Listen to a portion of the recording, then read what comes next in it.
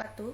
Perkenalkan, nama saya Nur Hayati. Saya mahasiswa Studi Manajemen dari kelas Manajemen A reguler semester 4. Dalam kesempatan ini saya akan menjelaskan tentang tugas 1, 2, dan 3 dari mata kuliah Komputer Bisnis 2. Dalam pembahasan pertama, yaitu dari tugas pertama, saya akan menjelaskan tentang sistem informasi manajemen dan sistem informasi akuntansi serta peran komputer pada SIM dan SIA. Kemudian, tugas kedua yaitu menjelaskan tentang saham, analisis teknikal, dan fundamental. Yang terakhir, tugas ketiga yaitu bagaimana kita cara menginstal dan menggunakan aplikasi saham.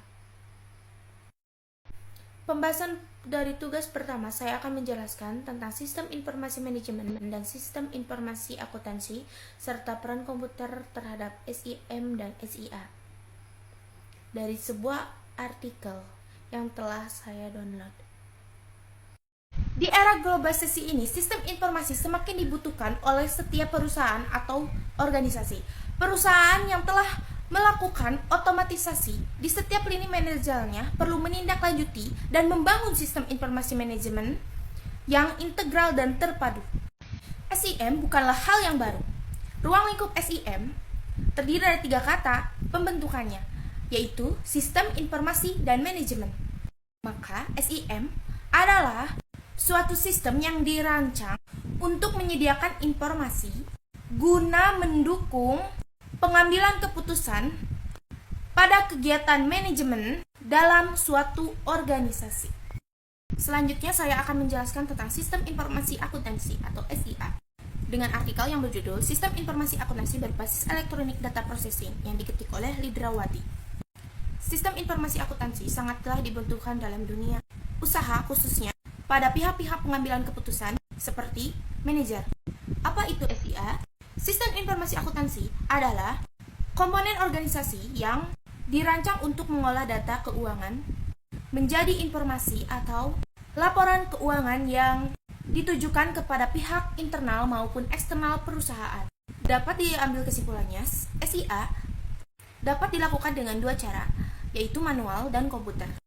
Pada sistem informasi akuntansi berbasis komputer, peranan komputer dan alat pendukungnya sangatlah penting. Namun perlu diingat, perusahaan yang telah dijalankan secara komputerisasi, tenaga manusia tetaplah diperlukan, antara lain operator, pustakawan, manajer, dan programmer. Kemudian saya akan menjelaskan peranan komputer pada SIM dan SIA. Selain memiliki kemampuan dalam mengakses data dan informasi elektronik, teknologi yang merupakan suatu kesatuan perangkat keras dan perangkat lunak juga dapat dimanfaatkan sebagai suatu alat bantu untuk menyusun suatu sistem pengkalan data dan kemampuannya di dalam memasukkan, mengkompilasi, menampilkan, mengedit, menyusun, memproses, dan melakukan serangkaian analisis. Pembahasan tugas kedua, saya akan menjelaskan tentang saham. Saham itu apa? Saham adalah tanda penyertaan modal seseorang atau pihak, dalam kata lain badan usaha, suatu perusahaan atau perseroan terbatas. Segmen saham berdasarkan perusahaan. Dalam pasar sekunder di Bursa Efek Indonesia terbagi menjadi 3 segmen, yaitu pasar reguler, pasar tunai, dan pasar negosiasi. Untuk 3 segmen ini saya telah menjelaskan dalam gambar di samping. Tingkat inflasi, deflasi, dan naik turunnya suku bunga acuan Bank Indonesia merupakan faktor yang dapat menyeret harga saham naik atau turun.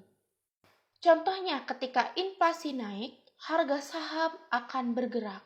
Selanjutnya, berpengaruh pada indeks harga saham gabungan atau IHSG.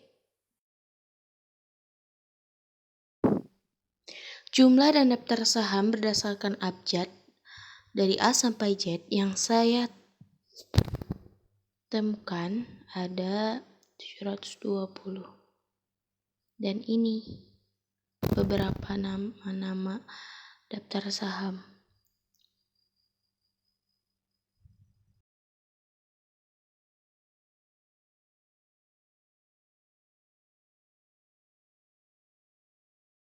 istilah dalam saham seperti HK, HAKI, bearish, bullish, dan lain-lain.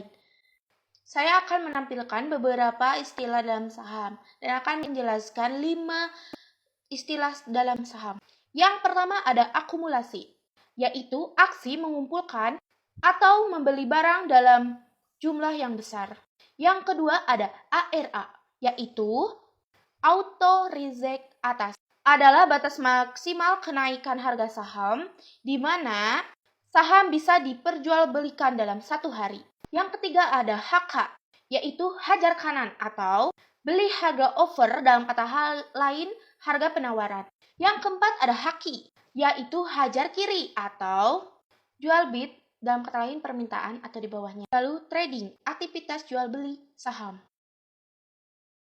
Menabung di bank versus menabung di saham. Mari kita jelaskan penjelasan pertama. Menabung di bank dan saham sama-sama aman. Yang kedua, keuntungan menabung di bank lebih kecil ketimbang menabung di saham. Yang ketiga, resiko dari menabung ke bank lebih kecil ketimbang menabung di saham, resikonya besar. Keempat, menabung di bank kita hanya menjadi nasabah. Kalau kita menabung di saham, kita bisa menjadi investor. Yang kelima, menabung di bank, uang tergerus oleh inflasi. Tapi kalau di saham, ada besar kemungkinan tidak.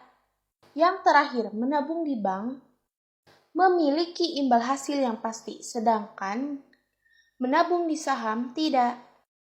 Di sini saya menampilkan penjelasan dari apa yang telah saya sebutkan tentang pertanyaan menabung di bank versus menabung di saham.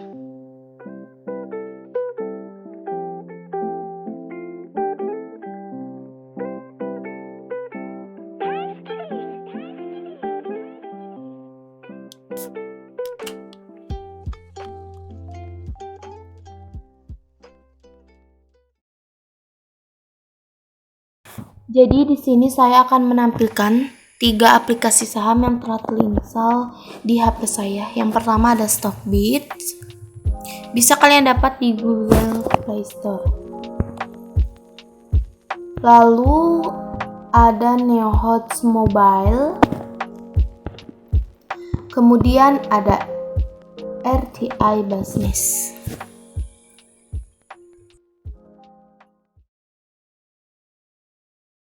Untuk aplikasi pertama, saya akan menjelaskan bagaimana cara kita untuk mendaftar di aplikasi saham yang namanya Stockbit. Anda bisa mendaftar dengan cara menggunakan Google atau dengan Facebook yang Anda miliki. Saya akan mencobanya dengan Google yang saya punya. Kita masuk dengan cara tekan, pilih daftar Google atau Facebook. Nah, setelah itu kita setting nama untuk tampilan. Lalu kita masukkan password yang akan kita gunakan untuk memasuki aplikasi ini. Dan jangan lupa cantumkan nomor telepon Anda untuk memverifikasi akun yang Anda buat. Kita tunggu. Setelah kode verifikasi muncul, kita ketik dan selanjutnya aktifkan atau lewat aturan oke, dan jadi. Selamat mencoba.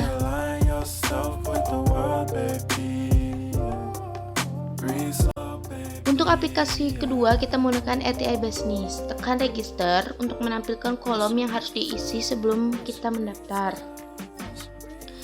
Isi kolom-kolom yang telah disediakan seperti email yang Anda punya.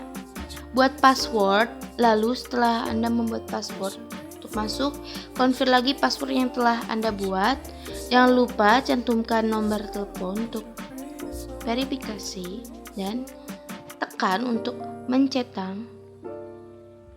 bahwa Anda menyetujui. Tekan register, yes, dan akun telah jadi. Selamat mencoba. Terima kasih atas perhatiannya. Kurang lebihnya mohon maaf. Demikian video dari saya. Wassalamualaikum warahmatullahi wabarakatuh.